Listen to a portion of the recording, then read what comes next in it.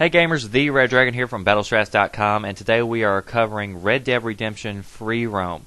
If you're not familiar with Free Roam or you don't quite grasp everything there is to know about it, sit down, watch this video, because I'm going to walk you through it all to help you understand and give you some tips along the way that will help make your experience the best that it possibly can be.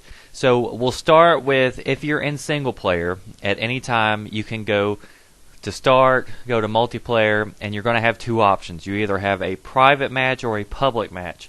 We're going to jump into the private match to start off, and we'll work our way up to the public match.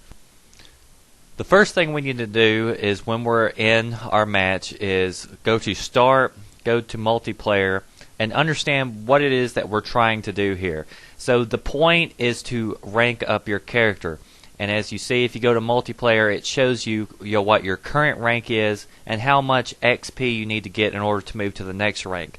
Now, ranks give you the ability to earn more weapons, earn more characters, more titles, more mounts, or modes of transportation. So rank is important, and that's what Free Roam is all about, is gaining XP. Also on this menu, you can choose your outfitter, and this is where you would go and select what character you want to play as when you're playing multiplayer, what mount you want to have as far as your transportation goes, because just like this has a lot of similarities to the single player. So if you haven't played the single player, I suggest that you do a little bit of that to get familiar with it. But just like the single player, you can push up on the directional pad and whistle for your horse or your donkey, your cow, whatever, to come to you if you have it unlocked. So let's talk about ways you can gain XP. Now, just like in single player, you can ride around town shooting up people. You can shoot cops. That will give you XP. Shooting people will give you XP. But also there's a lot of other things you can do to gain and earn XP. One of the best things to do that people aren't too familiar with, and this is one reason why they think it's just about a team deathmatch when you join in Free Roam, is they don't understand the challenges. Just like in single player, you can go to start, journal, and then here are your challenges. And you have challenges for Free Roam, you have it for player on player game types and team game types. So there's a lot of different challenges you can do in order to help boost your XP. And it just adds a whole new element to the game to allow you to go out and do stuff. So when you're in Free Roam, you can go hunting if you want to. You can go pick flowers, or you can just ride around town just popping everybody off. So it's up to you how you want to play it. The other way to do Free Roam is, if you pull up your map, there are several gang hideouts. Gang hideouts are the same as in single player, and in fact, if you're having trouble on the single player finding gang hideouts, just jump into a Free Roam real quick and look at where the gang hideouts are, because they're the exact same as what they are in the single player. Gang hideouts, once you clear those out, they give you a lot of XP, so that's one way to earn a bunch of XP at one time. And with all of these, you can do this with your friends or by yourself. The other thing you want to look at on your map is all the different icons. So the best thing to do to learn the icons is push Y to show legend, and it will show you. So in Free Roam, there are no campsites, so there's no way to fast travel except by these transportation ports. And as you see, there are several of them spread all across. These are really handy and nice, especially in public matches if you're trying to catch up with your friends who may be on the other side of the map. You can actually select a waypoint, and then it will give you the option to fast travel to that waypoint, just like it allows you to do on the campsite in single player if you watch my travel video. The question mark, if you walk up to it, it will give you several tips that will help you along the way. It will show you how to do a few different things, but it's not really in depth, and it's not really that helpful. And then the other symbols are gang matches and free-for-all matches. So let's say, for instance, you want to play on a certain map. You actually go to that certain area of the map, and you can walk up to these and jump right into a team-based game or a free-for-all if that's what you want to do. Free Roam actually is a medium for you to move on to different areas of multiplayer if you want to, but you have to enter Free Roam in order to get to free-for-all matches or gang matches and things of that nature. So next, let's look at your weapons. Now, once again, if you watched my weapons guide, you know how to set up your radial dial to have the best weapons in your arsenal already pre-selected. Now, you start out with pretty terrible weapons on free roam. And as I stated, you have to earn XP to rank up in order to unlock more weapons, which will always be there whenever you load into a free roam game. Now, let me be clear. You can also find weapons on the map. For instance, at every gang hideout location, once you clear it out, you'll actually see a gun symbol.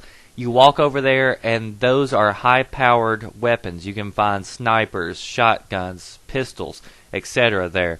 So those are a good way if you're going to jump into a game and you're going to be there for a while. You want to have a high-powered weapon. You can actually go do one of those gang hideouts and grab that particular weapon in order to play with. But if you have not unlocked that weapon, whenever you leave the game and you jump into another game, you won't have that weapon. You only have the weapons that you have unlocked when you start up. So you can collect weapons, but as soon as you leave that particular room, that particular game, you'll lose all the weapons you found, and you'll only have the weapons that you have earned. So earning weapons is key. One more thing I want to point out about the challenges is that unless it states that it must be a public match, you can do challenges in private matches. And that's why I suggest that you start out with a private match. You can invite your friends in, and it'll just be you guys, and you don't have to worry about people who are high ranking coming over and running you over. You can unlock challenges, you can earn XP, and it all counts on your multiplayer screen. So they're not separate, they all count collectively. So the public game allows you to do the same thing as what you were doing in private matches. It has all the AI listed out on the map, but you're also in there with 16 other players. Now, these players can be friendly, or they can turn on you and have a shootout with you. So it can turn into a free-for-all or a death match if the other person or you decides that's what they want to do. So you can shoot other people, or you can go about your business and try to do whatever it is that you want to do, whether you're working on challenges or whatever. The back menu is going to be very important for you. If you pull that up, you'll see that over on the right you can select your outfitter once again. So that's another way to get to your outfitter, to select your character, your mount, your title. But also on the list on the left, you have the ability to jump into different game types and game modes. So you don't have to actually walk over to the place on the map if you're not looking for a particular map. You can just jump right into a team-based game or a free-for-all match. And then finally, if you select players at the top, on Xbox it's pressing RB, you will see a list of all the people in your game. So there can be up to 16 people in one free roam game. Their color signifies whether or not they're working together. And if you have a lot of people working together, you want to be cautious about whether you go after one of those people. Also, you'll notice that on the left of each player's name is their rank. So you don't want to go shooting a high-ranking player if you're a nobody, because they're going to totally run you over, even if you get lucky and kill them one or two times. If you wish to join a posse that's already been formed, you can click on one of the posse members and it will give you an option to request join, and then they can either accept or deny that. Same thing goes if you wish to start your own posse. You can click on somebody who's not in a posse and it will give you the option to propose a new posse.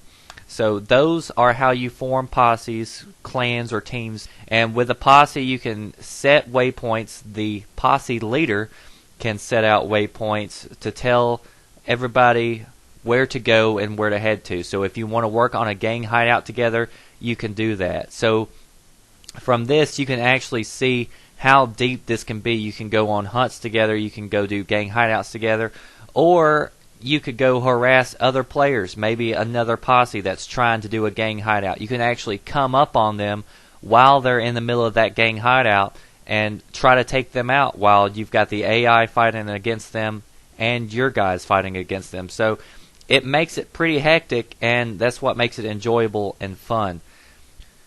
Hope you enjoyed. Comment, rate, subscribe, please, and we will see you later.